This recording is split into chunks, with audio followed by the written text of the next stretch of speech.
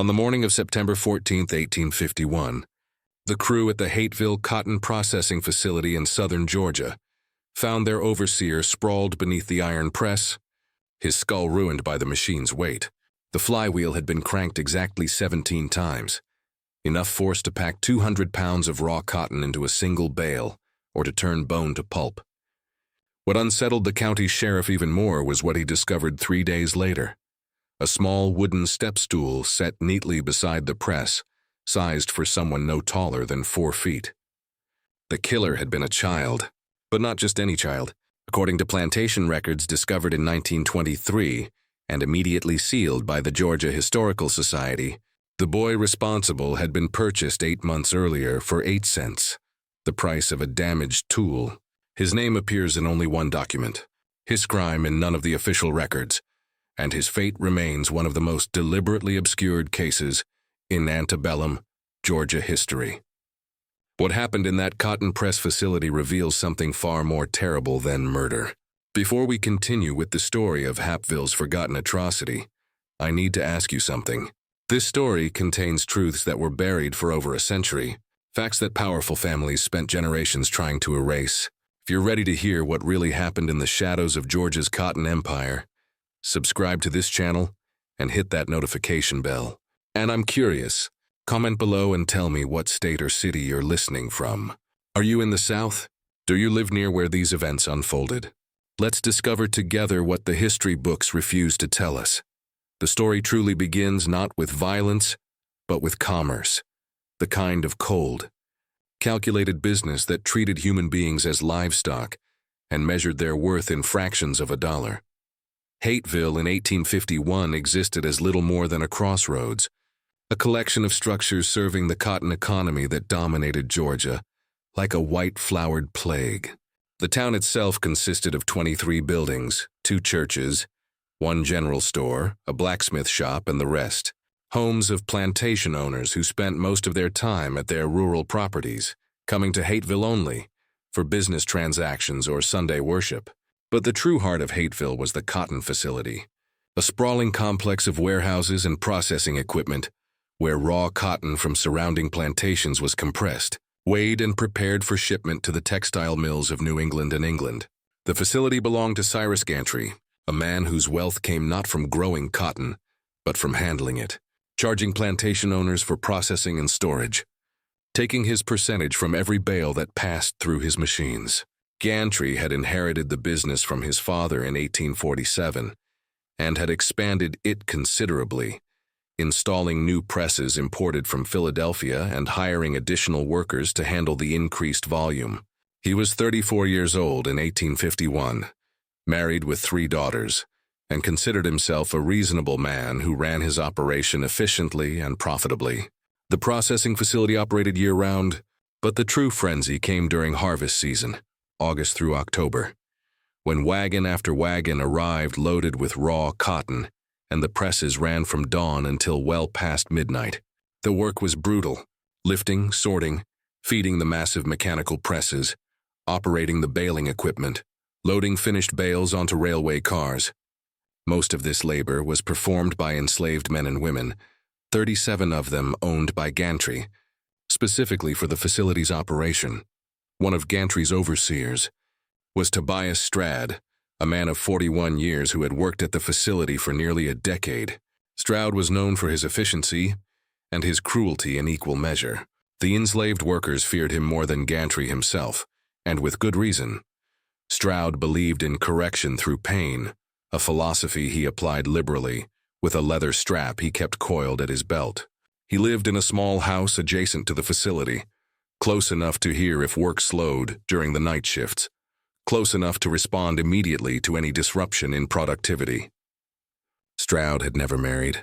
His life was the facility, the machines, the constant rhythm of cotton being transformed from raw bolls into compressed bales worth their weight in gold. He took pride in the numbers, in the efficiency of his operation, in his ability to extract maximum productivity from the workers under his control. He kept meticulous records of every bale processed, every hour worked, every instance of what he called defiance that required correction. But Tobias Straoud had a peculiarity that others noticed but rarely mentioned. He collected not valuable things, not coins or jewelry or art. He collected the broken and damaged, the objects others discarded. His small house was filled with cracked pottery. He'd mended clocks that no longer kept proper time but still ticked furniture, with missing legs propped up with wooden blocks. He found value. He'd owed the few who asked in things others considered worthless. This philosophy extended beyond objects. In February of 1851, a slave auction took place in Ville, not a large affair, just the liquidation of an estate after its owner. Nathaniel Vickers had died suddenly of apoplexy.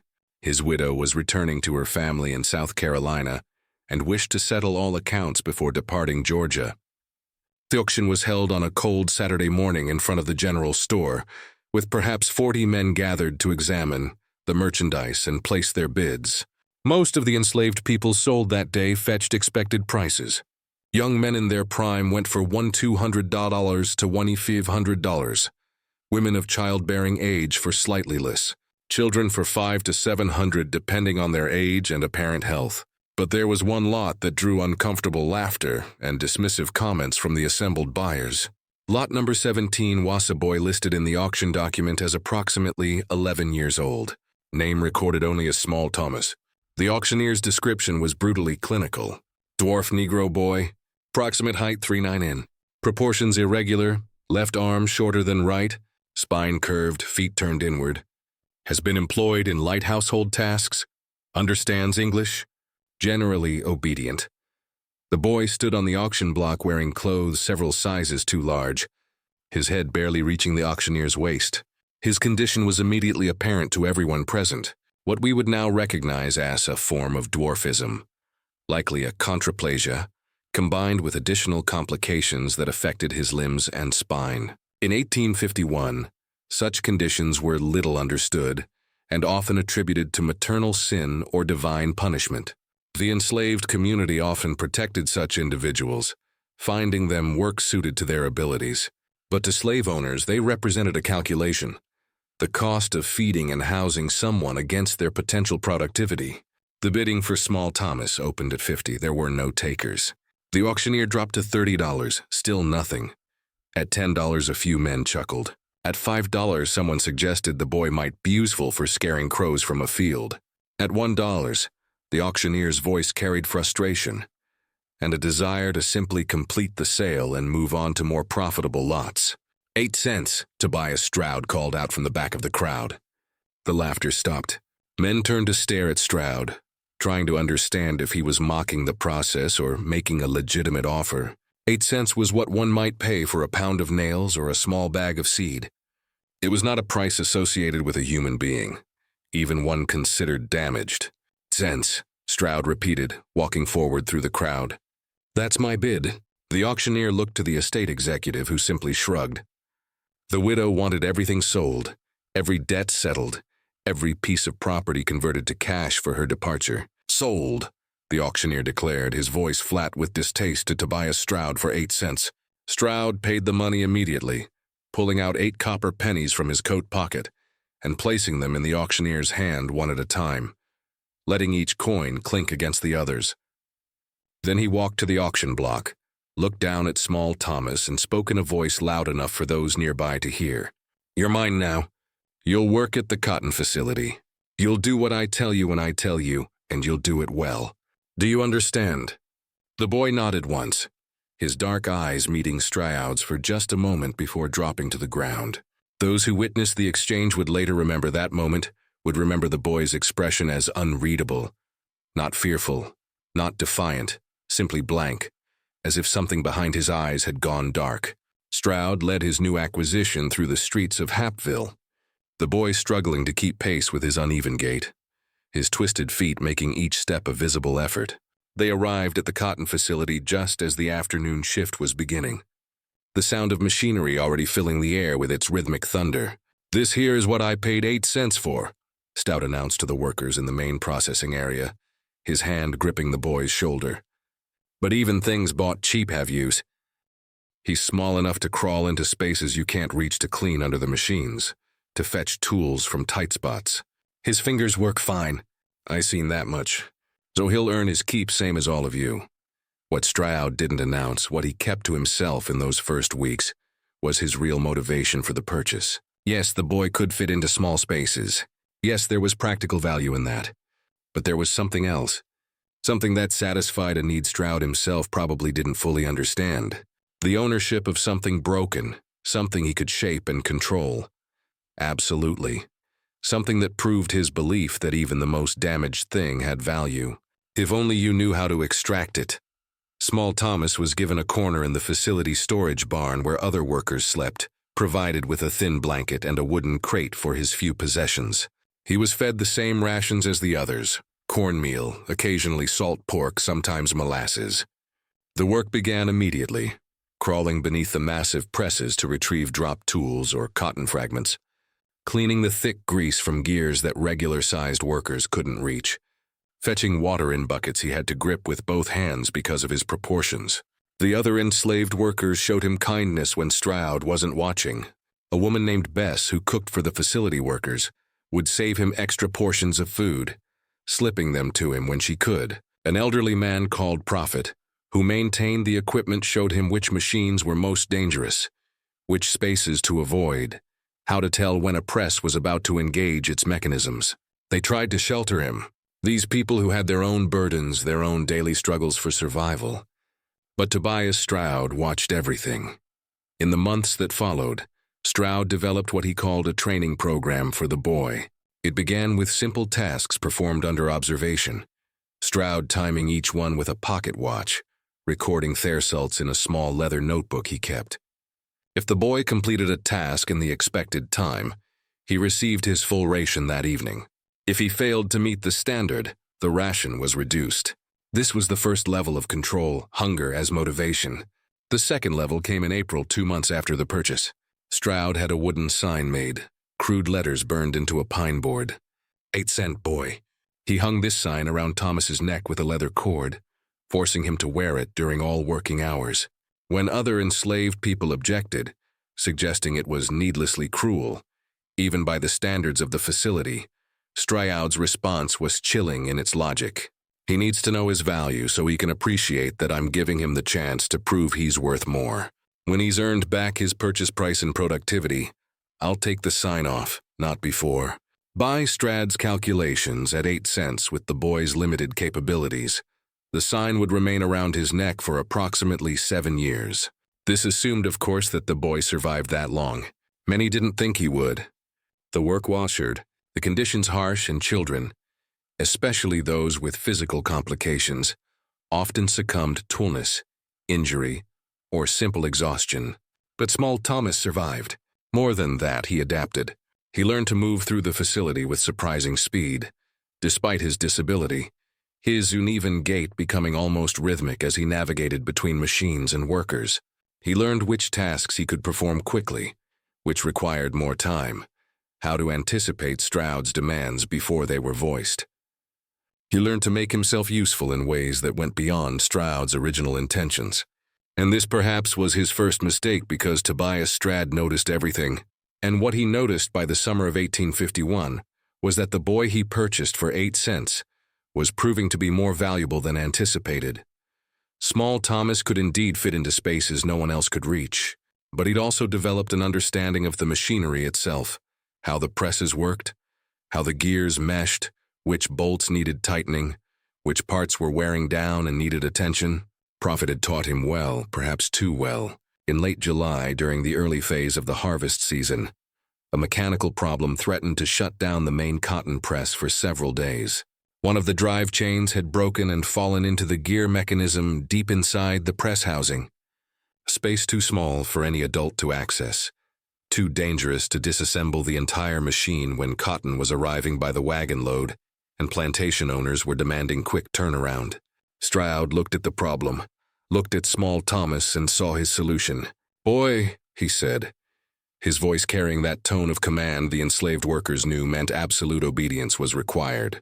"You're going in there to get that chain. I'll walk you through what you need to do." Prophet had stepped forward then, his old face creased with concern. "Mr. Straoud, sir, that space ain't safe. If someone was to engage the mechanism while he's inside, no one's going to engage nothing. Straoud snapped. "I'll be right here watching." Boy goes in, retrieves the chain, comes back out. Simple. It wasn't simple. The space inside the press housing was barely large enough for the boy's body, requiring him to crawl on his stomach through gaps between iron plates and wooden frames, all coated in thick grease and cotton lint. The heat inside was suffocating, the air thick with oil fumes, and everywhere just inches from his body were the massive gears and plates that, if activated, would crush him instantly. But small Thomas crawled inside, following Straoud's shouted instructions. He worked for nearly an hour in that mechanical darkness, his twisted hands fumbling with the heavy chain, trying to work it free from where it had lodged. The other workers stood in absolute silence, barely breathing, listening to the sounds of metal scraping metal. The boys labored breathing, Straoud's voice directing every movement. When small Thomas finally emerged, covered in black grease, the chain clutched in his hands, dragging it behind him like a prisoner's shackle. Something had changed in High's expression. The blankness was still there, but underneath it, those who looked closely might have seen something else. A calculation, an awareness, a kind of knowledge that came from spending an hour inches away from the machinery that could end his life with a single lever pull. Straoud had taken the chain, examined it, then looked down at the boy. "See, you're worth more than 8 cents after all. Keep proving it, and maybe that sign comes off sooner than I thought." But he didn't remove the sign. Not then. Not in the weeks that followed. Even as the boy continued to prove useful, continued to perform tasks others couldn't, continued to crawl into dangerous spaces to retrieve dropped tools or clear jammed mechanisms, the sign remained. A constant reminder. 8 cents, that's what you are. That's all you'll ever be unless I decide otherwise. By early September, the harvest season was at its peak. The facility operated around the clock with workers sleeping in shifts, the machines never stopping, the smell of cotton and sweat and machine oil creating a fog that hung over Hateville like morning mist. Straoud himself barely slept, moving through the facility at all hours, checking productivity, demanding faster work, using his leather strap when he felt workers were slowing down.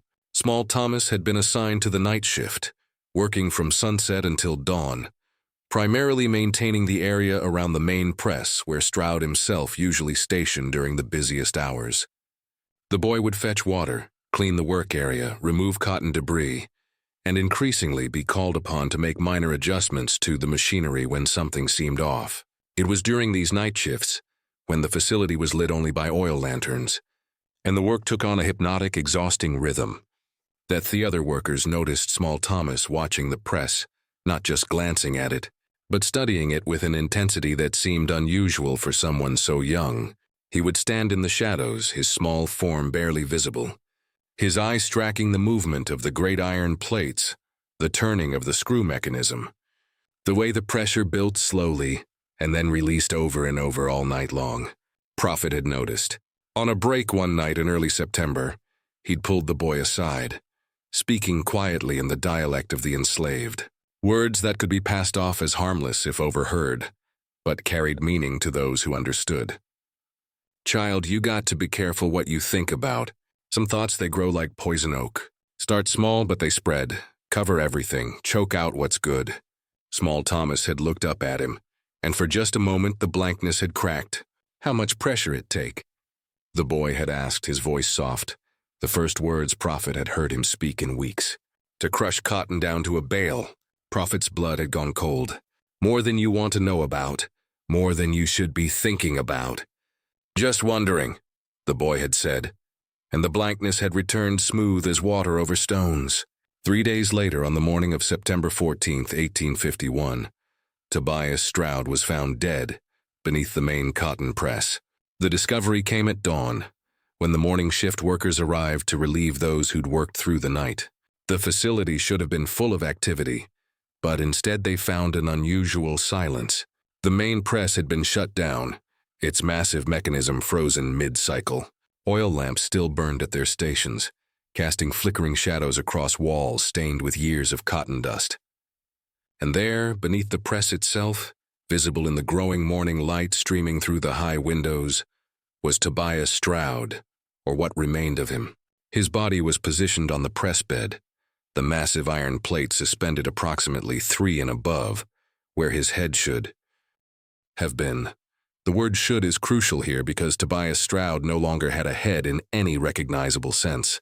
The press plate had come down with such force and been worked with such methodical precision that what lay beneath was little more than a dark stain spreading across the cotton batting used as cushioning for the bales. Samuel Rutledge, the plantation owner who arrived with that first morning shift, would later testify that he couldn't look at it direct for more than a second.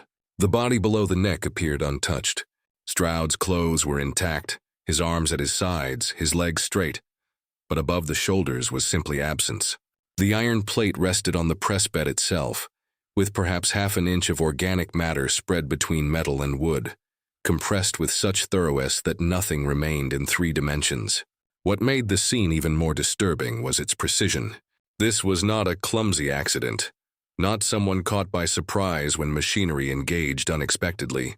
The press had been operated with care, with knowledge, with an understanding of exactly how many turns of the great wheel were needed to achieve complete compression.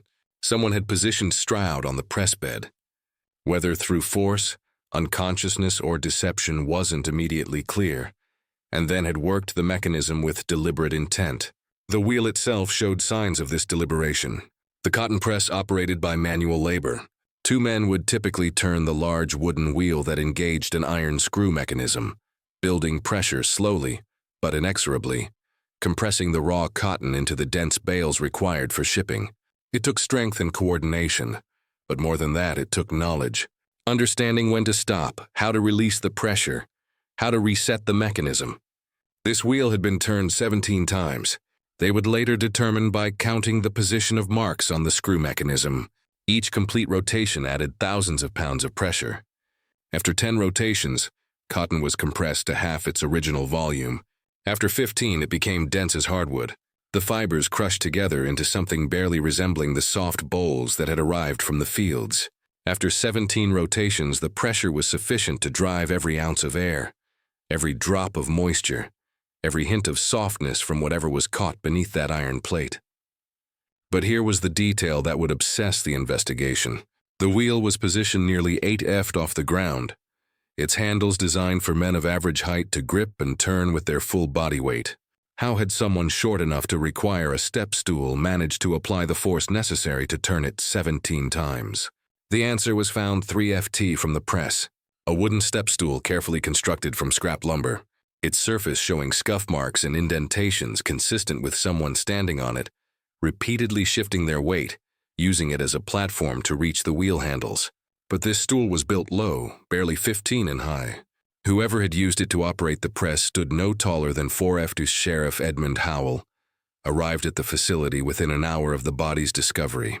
Howell was 60 years old, a veteran of frontier law enforcement, who'd seen violence in many forms during his decade serving Georgia's rural counties. But even he, according to his report filed with the county clerk, found the scene to present circumstances most disturbing to contemplate.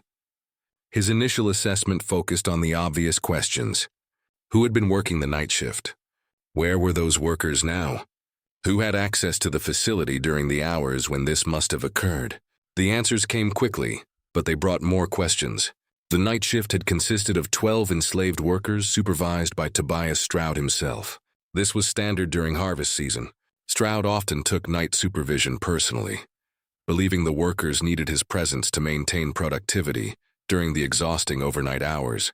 According to the workers now being questioned, Straoud had been alive and active until approximately 3 hours in the morning, when he'd made his usual rounds of the facility, checking each station, noting productivity in his leather notebook. After that point, accounts grew hazier.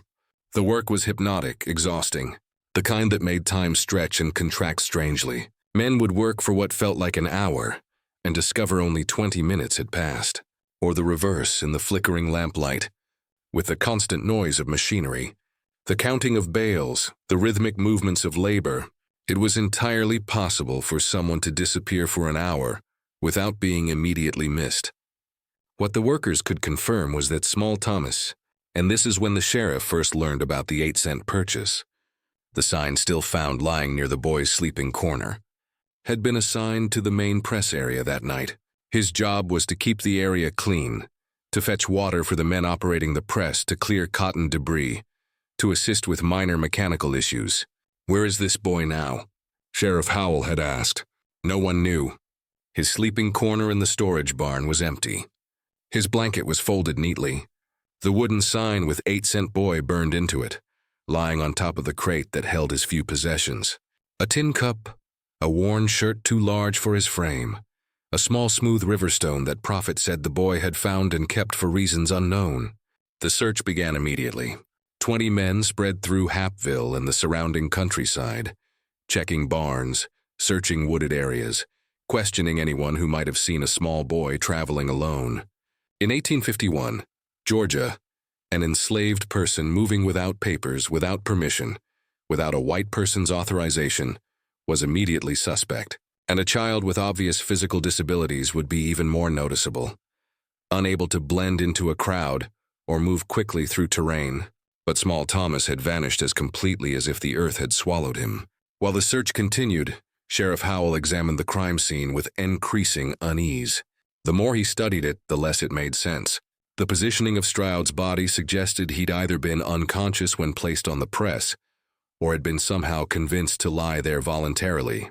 But why would Straoud, a man known for his suspicion and control, allow himself to be placed in such a vulnerable position? The press mechanism showed signs of careful operation. This wasn't frantic or panicked work. Someone had taken their time, had turned that wheel slowly and methodically, had likely watched as the pressure built, as the iron plate descended, as Tobias Straoud's life ended in what must have been both instantaneous and eternal. Dr. Marcus Fenneman, the town's physician called to examine the remains, noted in his report, death would have occurred within seconds of the cranium's collapse. However, given the evidence of progressive compression, the deceased may have experienced significant terror and pain in the moments before mortality, assuming consciousness was retained. The precision of the injury suggests deliberate intent rather than accidental engagement of machinery. On the second day after the discovery, Prophet was brought in for extended questioning. As the enslaved worker with the most knowledge of the machinery and the closest thing to a relationship with small Thomas, he was considered a crucial witness. The questioning took place in Hateville's one-room jail. Sheriff Howell sitting across a rough wooden table from the elderly black man, whose hands shook slightly, not from fear, but from the arthritis that plagued his joints after decades of manual labor. "Tell me about the boy," Howell said, his voice neither kind nor cruel. Simply matter of fact. What was he like? Did he speak about Straoud, about the work? Prophet had chosen his words carefully, knowing that anything he said could result in punishment for himself or others. "The child was quiet, sir. Kept to himself mostly, did his work without complaining. Mr. Straoud, he was hard on the boy, but he was hard on everybody." "Did the boy ever threaten Straoud? Ever show defiance?" "No, sir. Child just did what he was told. Wore that sign around his neck every day without a word of complaint." "But you taught him about the machines," Howell pressed. "You showed him how they worked." Prophet had felt the trap closing. "Yes, sir. So he'd know how to stay safe, so he wouldn't get hurt doing the jobs Mr. Straoud gave him. Those machines, they'll kill you quick if you don't understand them. So he understood them well enough to operate them. Sir, that press requires 2 strong men to turn that wheel. The boy couldn't hardly reach it even with that stool. His arms aren't the same length. His back is twisted. He couldn't generate the force needed." This was the central contradiction that plagued the investigation. Every man who worked the facility confirmed that operating the main press required significant strength and coordination, even with a step stool, even with knowledge of the mechanisms. How could a small boy with physical disabilities manage what typically required 2 adult men working in coordination? Sheriff Howell had stood and walked to the jail's small window, looking out at Hateville's dusty main street. Unless, he'd said slowly, he wasn't working alone. Unless someone helped him, someone strong enough to turn that wheel while the boy directed the operation. The implication was clear. This wasn't the crime of a child acting alone. This was conspiracy. This was multiple enslaved people working together to murder their overseer. And in 1851, Georgia, such an accusation carried implications far beyond a single facility, a single crime.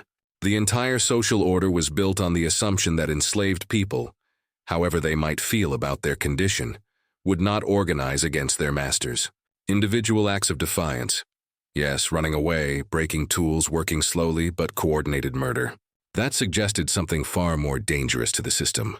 Over the next week, every enslaved person who'd worked the night shift was questioned separately, their accounts compared, contradictions noted. Sheriff Howell was looking for signs of collusion, evidence that this had been planned, that multiple people had been involved. He was particularly interested in the hours between 3 a.m., when Straoud was last seen alive by multiple witnesses, and dawn, when the body was discovered. But the accounts were frustratingly consistent. Everyone had been at their assigned stations working continuously, focused on meeting the quotas that Straoud himself had set.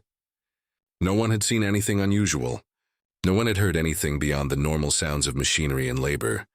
And critically, no one admitted to seeing small Thomas during those crucial hours, even though he should have been visible in the press area performing his assigned duties. It was as if the boy had become invisible during the exact period when Tobias Straoud was being positioned and crushed beneath the press that he had forced the boy to maintain. To understand, to crawl inside when chains jammed and gears failed. The sign that wooden board with 8-cent boy burned into it became a focal point of speculation. It had been found in the boy's sleeping area, removed from around his neck at some point during that last night. Had he taken it off himself? Had someone else removed it? And what, if anything, did that signify? Bess, the woman who cooked for the facility workers, was questioned about the boy's state of mind in the days before the murder. She described him as unchanged, quiet, withdrawn, obedient. But when pressed about whether he'd shown any signs of planning something, any indication of anger or resentment, she'd said something that made Sheriff Howell's blood run cold. That child never showed anger, sir. Never saw him cry, neither. He was like a bucket with all the water drained out, just empty. But he watched things, watched the machines mostly, studied them like some men study scripture, like he was looking for answers in all those gears and wheels and plates. Answers to what? Howell had asked. How things work, I suppose. How pressure builds, how things break. She'd paused, then added, how something small can move something big if you understand the right way to apply force. This was as close to an accusation as anyone would come. The code was clear. Bess was telling him without saying it directly that the boy had been planning something, studying the machinery not to maintain it, but to understand it as a weapon. But where was he now? How had a child with a distinctive appearance and physical limitations vanished so completely in a rural county where everyone knew everyone, where strangers were immediately noted, where the enslaved population was constantly monitored? The search expanded. Notices were posted in surrounding counties. Slave catchers were hired to scour the woods and back roads. The reward for his capture started at $10, more than 100 times what Tobias Straoud had paid for him, and eventually rose to $50 as the days passed without any sign of the boy.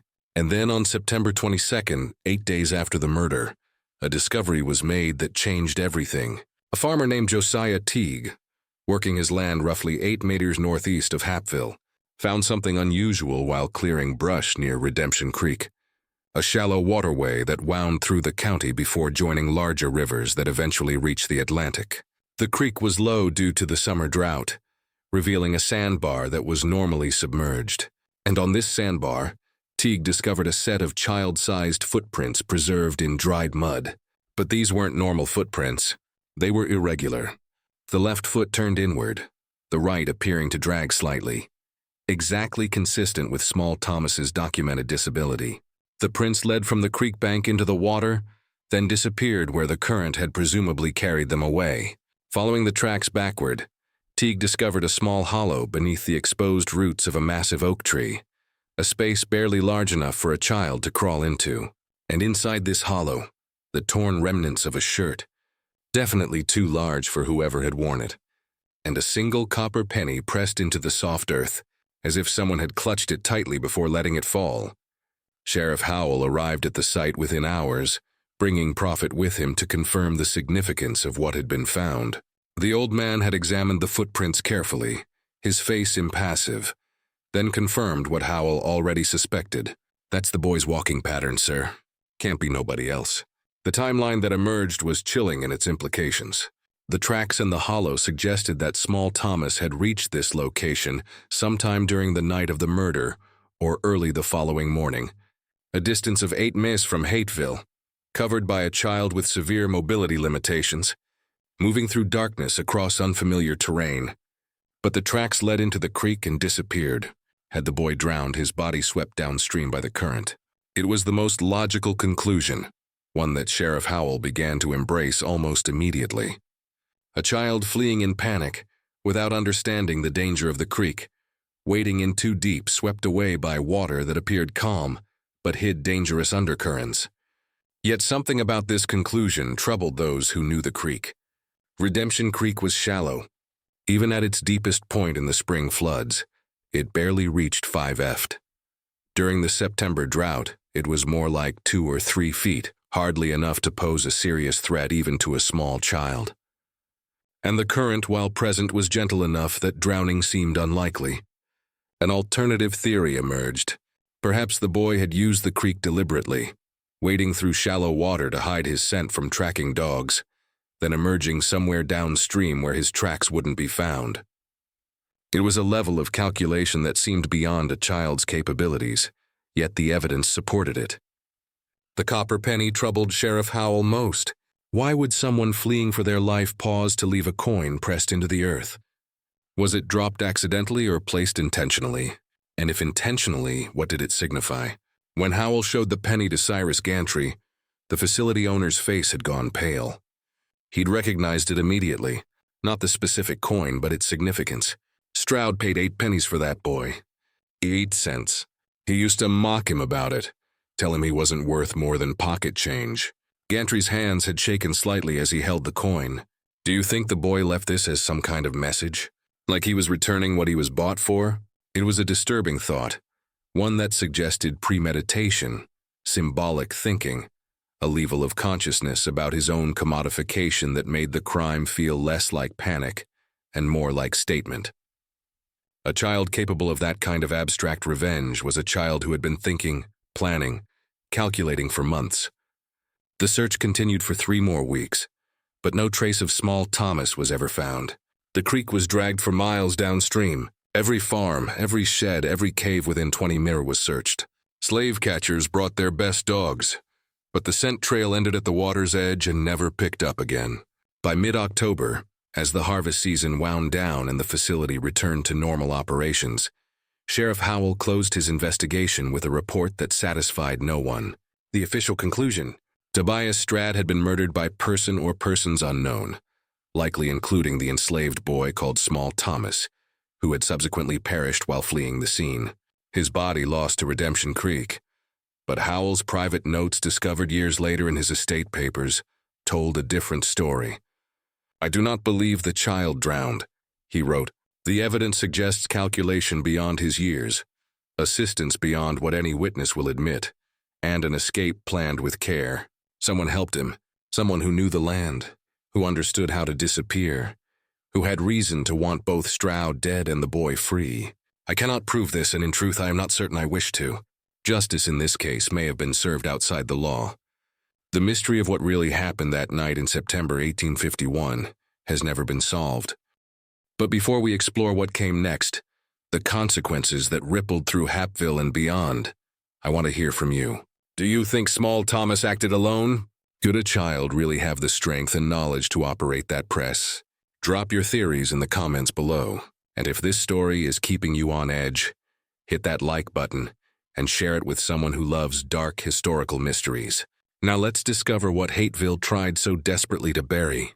The death of Tobias Straoud should have sparked outrage, demands for justice, public executions as examples. Instead, what followed was something far stranger, a conspiracy of silence that spread through Hateville like fog. In the weeks following Straoud's death, something unexpected happened in Hateville. The story began to change, not dramatically, not all at once, but gradually, subtly, the way a photograph fades when left in sunlight.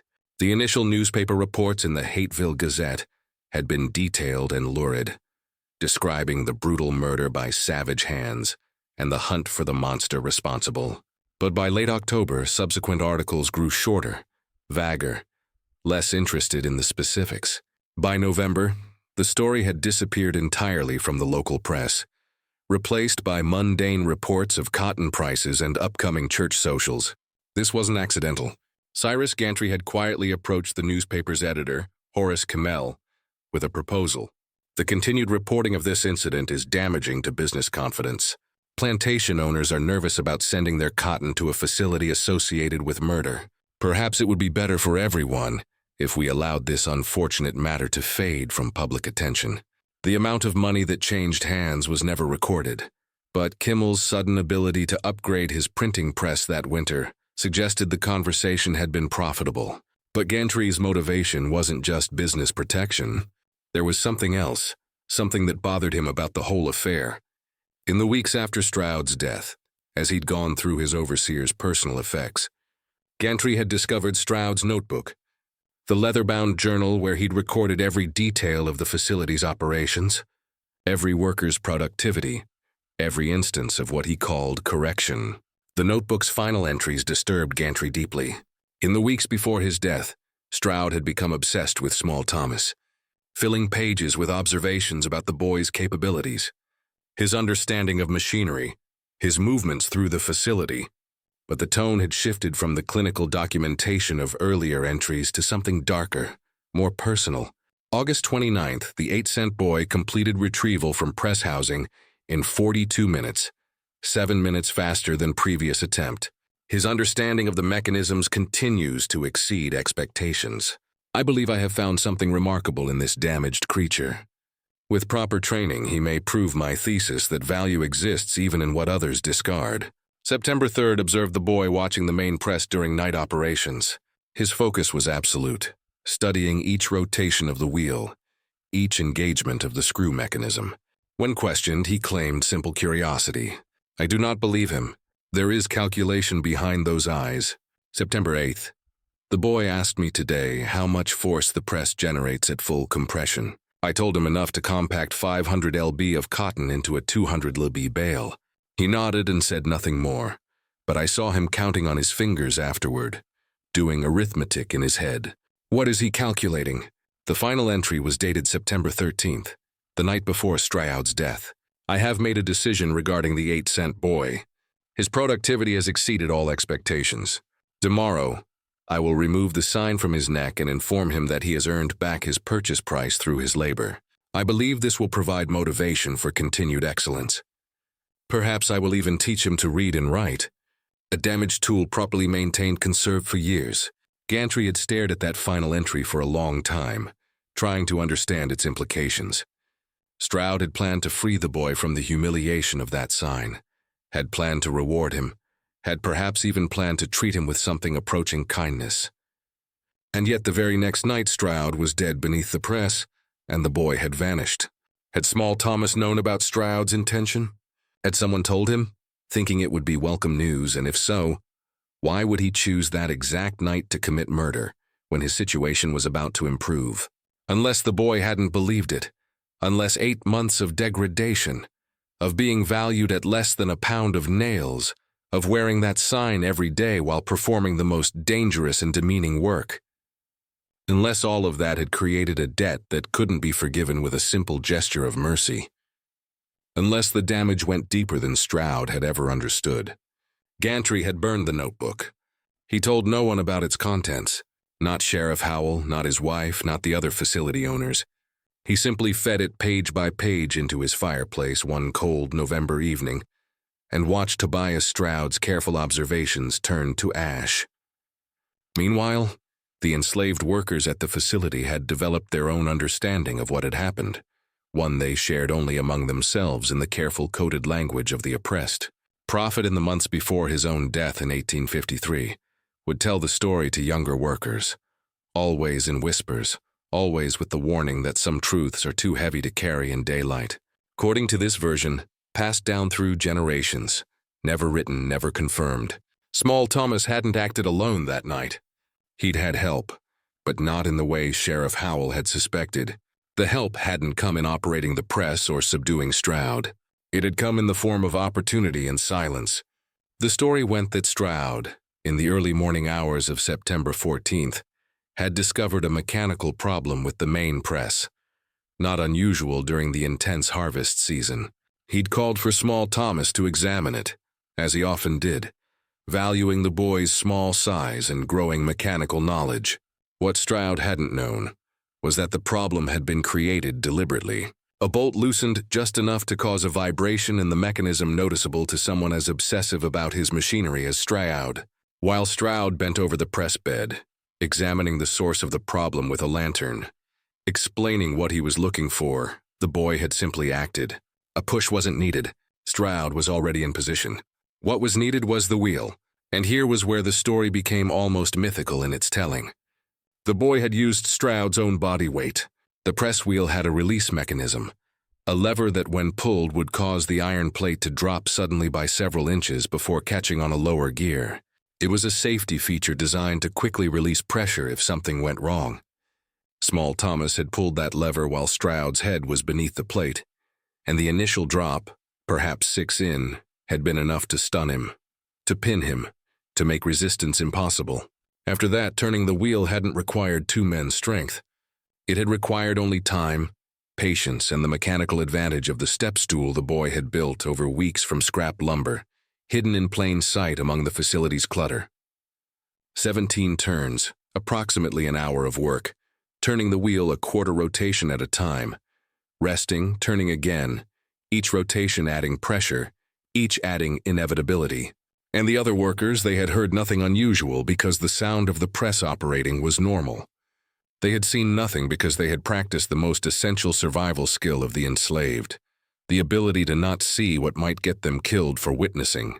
When questioned later, they spoke truth. They had been at their stations working. They simply failed to mention that they had deliberately never looked toward the main press during those crucial hours, had deliberately focused on their own tasks with unusual intensity, had created a circle of willful blindness that allowed what needed to happen to happen.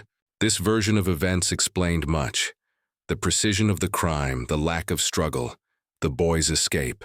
But it also raised darker questions. If the other workers had known, had participated through their silence, had created the opportunity, did that make them accomplices to murder? Or was their inaction simply another form of survival in a system where resistance could mean death? By the spring of 1852, Hateville had largely moved past the Straoud incident.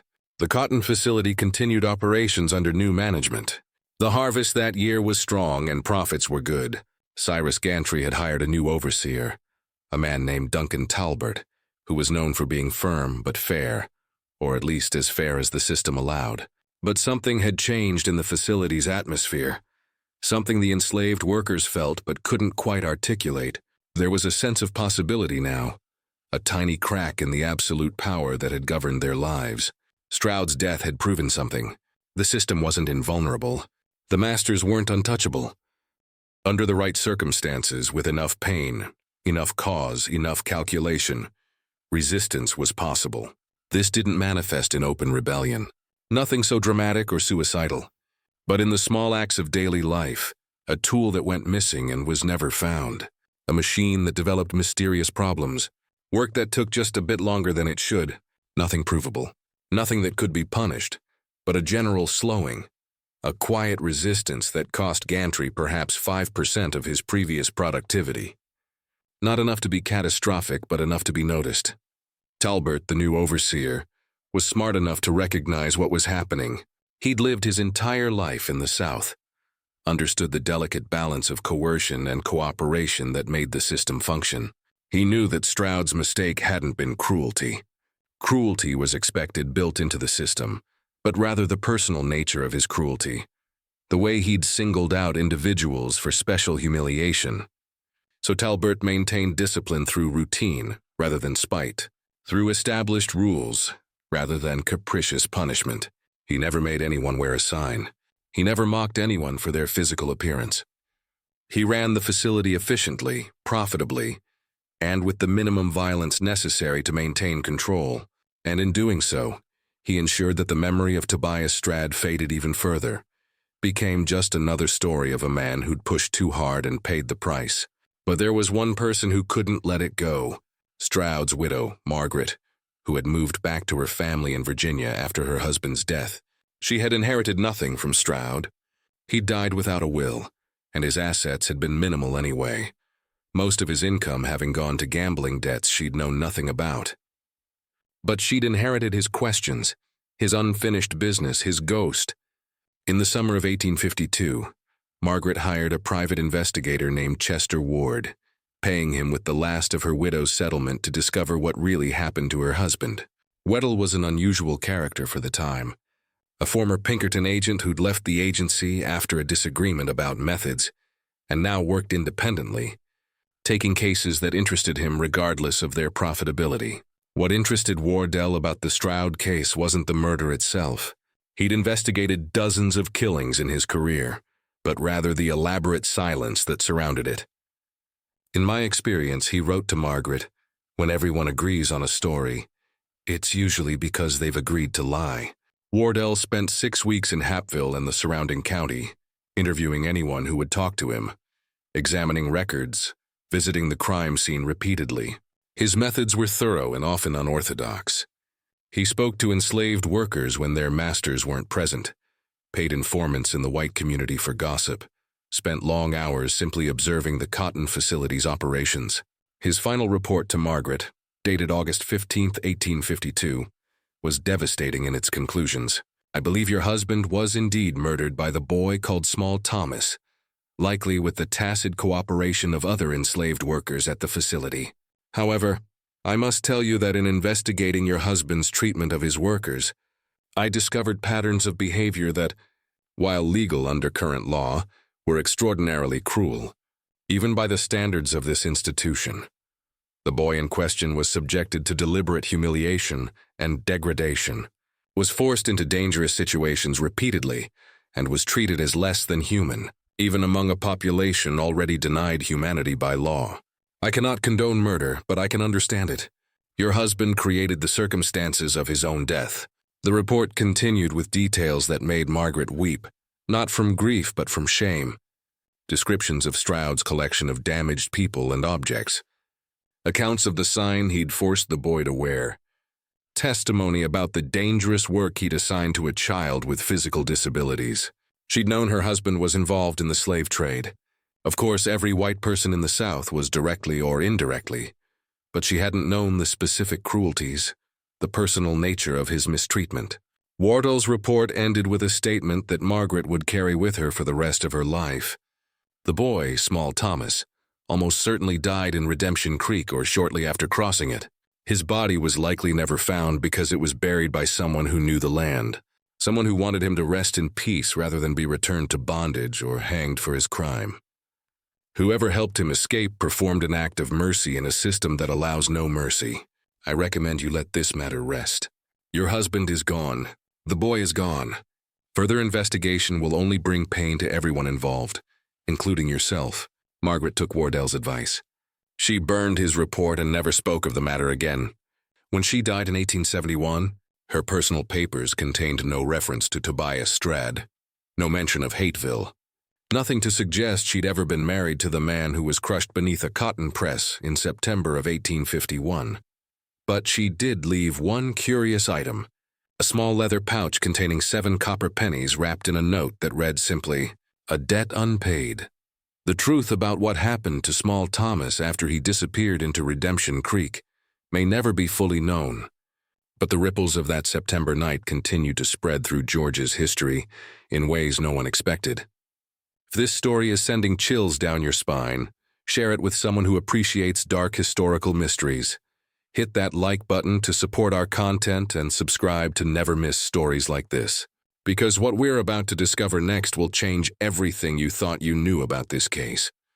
Just when the story seemed to have ended, when everyone involved had either died or moved on, a discovery in 1889 would force historians to reconsider everything they thought they knew about the 8-cent boy. In March of 1889, a remarkable event occurred that would briefly resurrect the long-forgotten story of Tobias Straoud's murder. A crew of workers building a new railroad line through what had once been the outskirts of Hateville, now absorbed into Atlanta's growing sprawl, made a discovery that shocked everyone involved. Approximately 12 miles from the original cotton facility, in an area that had been dense forest in 1851, but was now being cleared for development. The workers found a small cabin hidden in a hollow.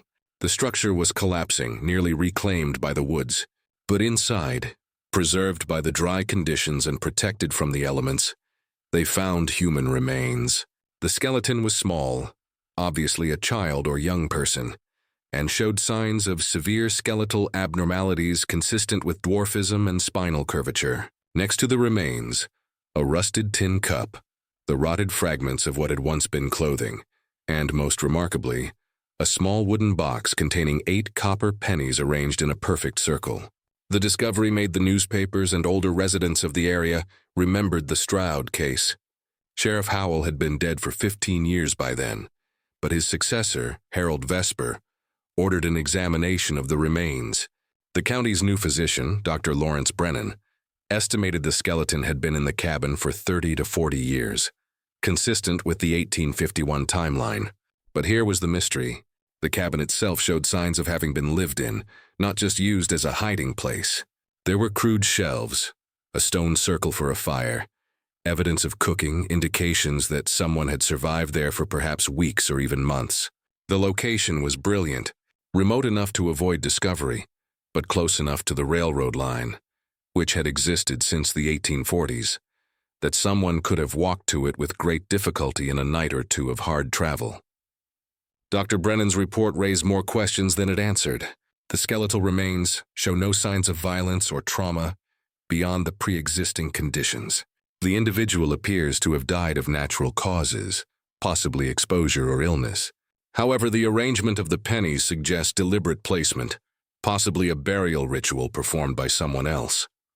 This raises the possibility that the deceased did not die immediately upon reaching this location, but survived for some time, possibly with assistance. The implication was staggering. Small Thomas hadn't drowned in Redemption Creek. He'd escaped, had reached this hidden cabin, had survived there for an unknown period before eventually succumbing to illness, exposure, or simply the complications of his physical condition.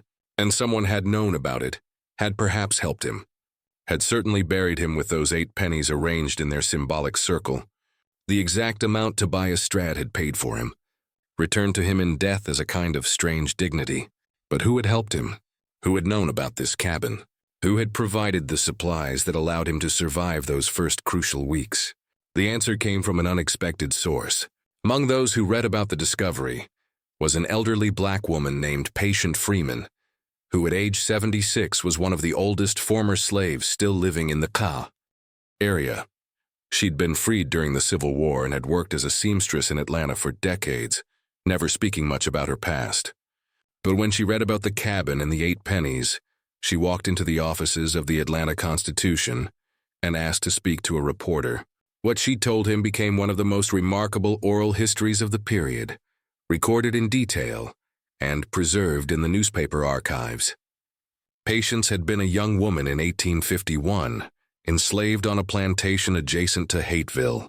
She'd known Small Thomas slightly, had seen him at the facility when she'd delivered food supplies, had noticed the sign around his neck, had felt the particular pain that comes from watching a child be degraded for something beyond his control. On the morning after Straoud's death, as the search was beginning, Patience had been working in a field near Redemption Creek when she'd seen something impossible. Small Thomas, soaking wet, emerging from the water miles from where his tracks had later been found. He'd been walking upstream, using the water to hide his scent and trail, moving with painful slowness but with absolute determination. Patience had made a choice in that moment, one that could have gotten her killed or sold away if discovered. She'd hidden the boy in a drainage culvert, covered him with brush, and told him to wait. Then she'd returned to her work, said nothing to anyone, and waited for nightfall. That night she'd stolen food from her master's stores, a risk she described as worth taking, and had led the boy through the woods to a cabin she knew about. It had been built years earlier by a fugitive slave who'd lived there for months before being captured and returned to bondage. Most people had forgotten about it, but Patience had remembered. She'd left him there with enough food for a week and a promise to return when she could. She'd made 2 more trips over the following month, each time risking everything to bring supplies, dried meat, cornmeal, a blanket, a tin cup. But on her third visit, she'd found him dead, lying on the cabin floor as if asleep, the 8 pennies already arranged in their circle beside him. I think he'd done it himself, she told the reporter. Laid them pennies out before he passed, like he was saying, "This is what I was worth to them, but I chose how I'd leave." I buried him best I could. Said words over him from the Bible I'd heard in church. Then I never went back. Never told nobody until now, when everyone who could punish me for it is long dead. When asked why she'd risked so much for a child, she barely knew. Patience had been silent for a long moment. Then she'd said simply, "Because somebody had to. Because that boy had been treated like he wasn't human his whole short life. And he'd done a terrible thing because of how he'd been treated. But he was still a child, still deserved a chance, so I gave him one. He didn't survive it, but at least he died free."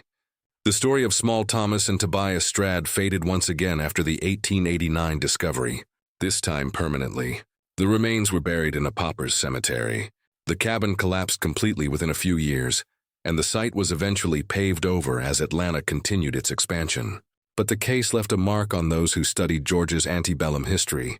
The 8-cent purchase price, so shocking in its callous reduction of a human being to less than the cost of a tool, became a symbol of the dehumanization inherent in the slave system. Scholars debated whether Small Thomas's actions constituted murder or self-defense, whether his crime was justified by the cruelty he'd endured, whether a system that valued him at 8 cents had any moral authority to judge his response to that valuation. The cotton facility in Hateville continued operations until 1923, when it burned down in a fire that investigators ruled accidental, but that some locals whispered had been deliberately set by descendants of the people who'd once been enslaved there. The site was never rebuilt. Today, it's a parking lot, unmarked and unremarkable, with no historical marker to indicate what happened there. In September of 1851, Cyrus Gantry's descendants eventually sold off all their holdings in Georgia and moved to Boston, where they became involved in the textile industry, profiting from Southern cotton without the moral complications of slave ownership. They never spoke publicly about their family's connection to the case. The most enduring legacy of the story came from an unexpected source: oral histories collected during the 1930s Federal Writers Project, which interviewed former slaves about their experiences. Several elderly individuals from Georgia told versions of the Small Thomas story, always with variations, always with the acknowledgement that they weren't sure what was true and what was legend. But certain elements remained consistent. The 8-cent price, the sign around his neck, the cotton press, and the final escape. One former slave interviewed in 1937 at the age of 94 said something that perhaps captured the truth better than any official record. "We told that story to our children to teach them 2 things. First, that the system would break you if it could, would reduce you to nothing, would make you less than human if you let it. And second, that even when you're small, even when you're damaged, even when they tell you you're only worth 8 cents, you still got power if you know how to use it." That boy, he used what he had, used his size, used his knowledge, used the very machine they made him tend. He paid back what was owed.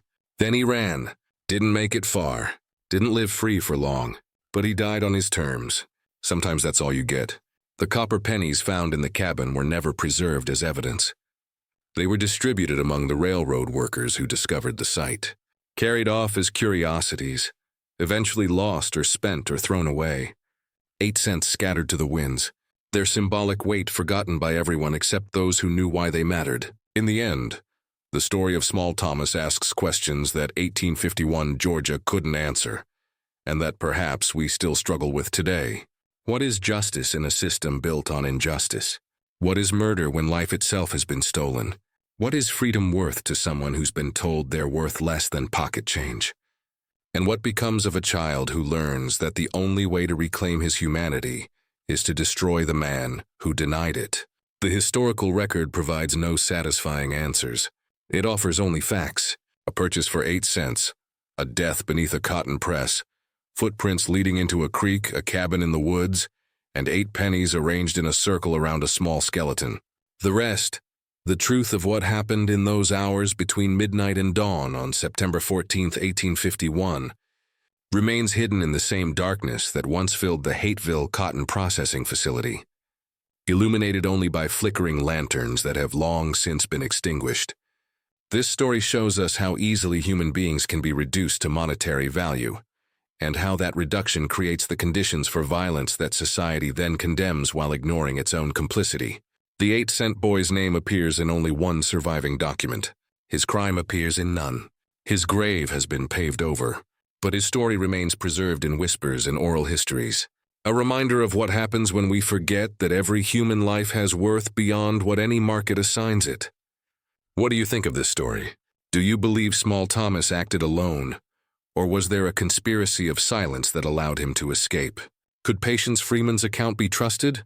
Or was it a story embellished over decades? Leave your thoughts in the comments below. If you found this tale as haunting as I did, subscribe to this channel. Hit that notification bell and share this with someone who appreciates the dark corners of American history. These are the stories they didn't teach in school. The truths buried beneath official records. The voices that history tried to silence. And we'll keep bringing them to you, one forgotten tale at a time. See you in the next video.